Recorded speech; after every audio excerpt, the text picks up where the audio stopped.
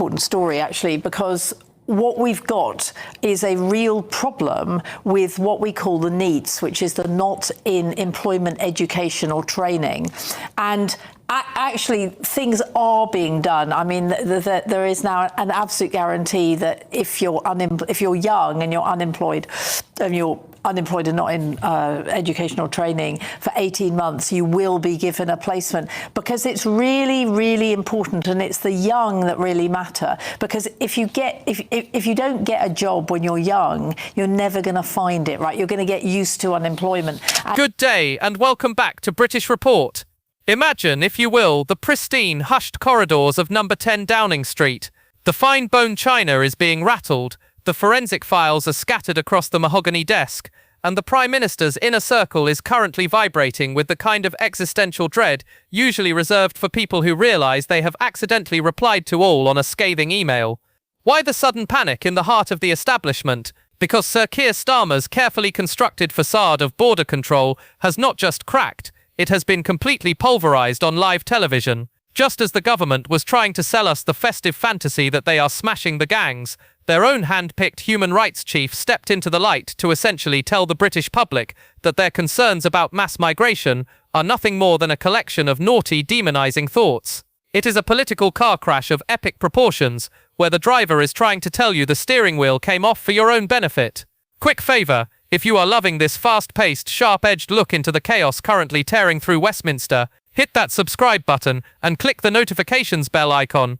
Over 92% of viewers haven't yet. It is free, takes a second, and means the world to us. Thanks. If you did, now back to the show, because the details of this bureaucratic betrayal are enough to make your tea turn cold. Now let us get into the absolute meat of this scandal. The political world was rocked this morning by the first public comments from Mary-Anne Stephenson, the newly appointed head of the Equality and Human Rights Commission, or as many are now calling it, the High Cathedral of Woke. You would think that the head of a body designed to protect the rights of British citizens might start by addressing the safety of our streets or the integrity of our borders. But no, Ms. Stephenson used her debut to launch a scathing attack on anyone who dares to suggest that mass immigration might actually carry a few risks.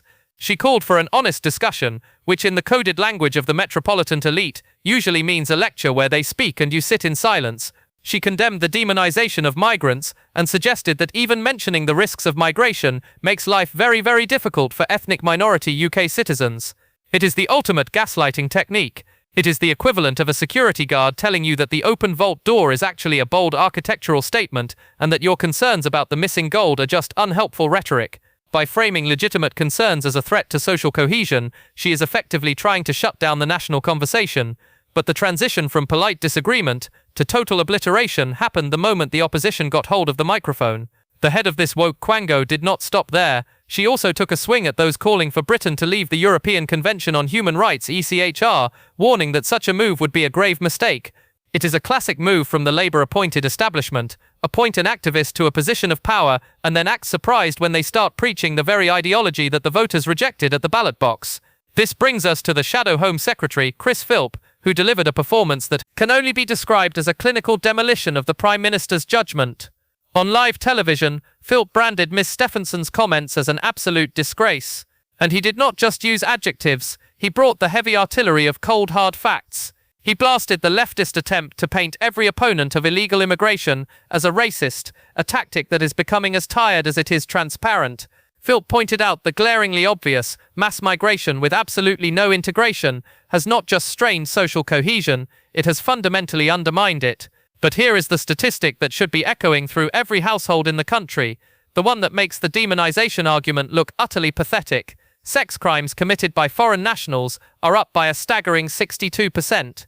That is not a demonizing adjective, that is a terrifying reality. Philp was relentless, pointing out that foreign criminals and illegal immigrants are routinely abusing human rights laws, modern slavery protections, and asylum rules to remain in the United Kingdom long after they have forfeited their right to be here. He specifically highlighted the recent spate of rapes and sexual attacks committed by those arriving on small boats. To have a human rights chief dismiss these concerns while the victims are still seeking justice is not just woke, it is a moral failure of the highest order. The suspense in the studio was palpable as Philp laid out the reality of the small boat surge. While the government-appointed chief is busy policing our language, the gangs are busy policing our borders. We have learned that before her appointment, Ms. Stephenson actually called on Keir Starmer to abandon his pledge to smash the gangs. Let that sink in for a moment. The person in charge of our Human Rights Commission wanted the Prime Minister to stop trying to stop the illegal crossings. She called for even more asylum seekers to be allowed into the country and urged an end to what she called hostile politics. It is like hiring a pacifist to lead the Ministry of Defence. It is fundamentally absurd and a direct insult to the intelligence of the British electorate. Then, as if the fire were not hot enough, Nigel Farage stepped in to deliver the final blow. The Reform UK leader, who has been sounding the alarm on this issue while the mainstream parties were still checking their privilege, hit back with a message that resonated far beyond the Westminster bubble. He stated quite clearly that Reform believes in the deportation of terrorists, rapists, and serious foreign criminals. He argued that the vast majority of the public, regardless of their ethnicity, will agree that the government must prioritise the rights of British people. It is a simple concept. The primary duty of the British state is to protect British citizens. When a government starts prioritising the rights of illegal arrivals to avoid deportation over the rights of its own people to live in safety, it has lost its mandate to govern. The transition from political debate to statistical nightmare is where the Prime Minister's meltdown becomes truly undeniable. While the talking heads in London are debating rhetoric, the reality on the beaches of Kent is one of total chaos. We have seen a massive pre-Christmas surge in illegal crossings. Over 41,000 illegal migrants have entered Britain this year alone. To put that in perspective, that is the equivalent of adding the entire population of a medium-sized town to our shores in just 12 months, with no plan for where they will live, work, or go to school. The numbers from this past week are particularly staggering. Over 800 people arrived on Saturday alone. That followed another 497 on December 10th. It seems the people smugglers do not observe the festive season. In fact, they appear to be running a buy one get one free holiday special, while our authorities look on with their hands tied by the very EHR regulations that Ms. Stephenson is so desperate to protect. Sir Keir Starmer has pledged to reform the ECHR, but critics are rightly calling this wishful thinking at best and a calculated lie at worst. You cannot reform a system that is designed to prevent you from doing your job. It is like trying to reform a brick wall by running into it repeatedly. Eventually, you are the one who breaks, not the wall. The relatable analogy here is simple. Imagine you have a house with a leaking roof. You hire a contractor who promises to smash the leak. But instead of fixing the tiles, the contractor hires a consultant for water rights who tells you that complaining about the rain is hostile rhetoric and that the water has a human right to be in your living room. Meanwhile, your carpets are ruined, your electrics are sparking, and the contractor is asking for a pay rise. That is the Keir Starmer government in a nutshell.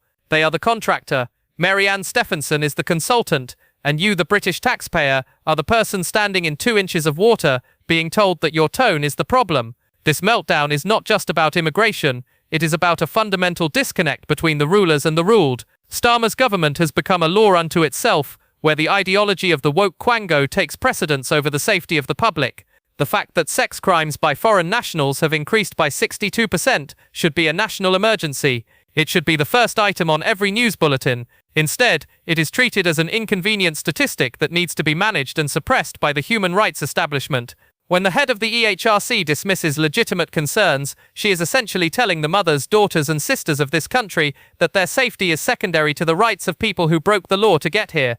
The irony is that Sir Keir Starmer built his reputation as a forensic prosecutor, a man of rules and evidence, yet when presented with the evidence of a 62% spike in crimes, he hides behind a human rights chief who wants to abandon the fight against the gangs. The Prime Minister is caught between the reality of the situation and the demands of his activist base. He is a man paralysed by his own appointments. He has filled the quangos with people who despise the very policies he claimed he would implement. It is a house divided against itself. And on live television this week, we saw the rafters starting to creak. What makes this obliteration so effective is that it exposes the Orwellian doublespeak at the heart of the Labour project. They talk about integration while overseeing record-high, unmanaged migration. They talk about smashing the gangs while appointing people who want to surrender to them. They talk about human rights while ignoring the most basic human right of all, the right to live in a safe and secure society. As Chris Philp so accurately pointed out, the nonsense has to end. The British public has a limited appetite for being lectured by people who are paid by their taxes to ignore their concerns. The pre-Christmas surge of 800 arrivals in a single day is the ultimate reality check for this administration. It shows that the Smash the Gang slogan has about as much substance as a paper straw in a hot coffee. The smugglers know that the UK is still a soft touch because our legal system is clogged with human rights challenges, and our leaders are too terrified of being called racist to take the necessary action. While Marianne Stephenson worries about demonizing language, the people smugglers are counting their cash and loading up the next set of dinghies. In summary, we are witnessing a government that has lost its way, its authority, and its grip on reality. Sir Keir Starmer is presiding over a shambles where the inmates are effectively running the asylum, or in this case, the Human Rights Commission. The news host and the Tory opposition did not just critique the Prime Minister this week, they performed a public autopsy on a failed policy. The 62% crime statistic is the smoking gun that no amount of woke rhetoric can hide. The 41,000 arrivals are the evidence that no forensic lawyer can explain away. The meltdown is real because the truth is finally catching up with the spin. You cannot govern a country by ignoring the safety of its citizens and lecturing them on their tone. You cannot protect a border by appointing people who do not believe in borders. And you certainly cannot smash the gangs if your own human rights chief is cheering them on from the sidelines. Westminster is bracing itself for a very unmerry Christmas as the polling numbers continue to slide and the public's patience finally snaps. The Red Queen and the forensic leader are finding out that in the real world, unvarnished truth always beats varnished lies. Thank you so much for watching.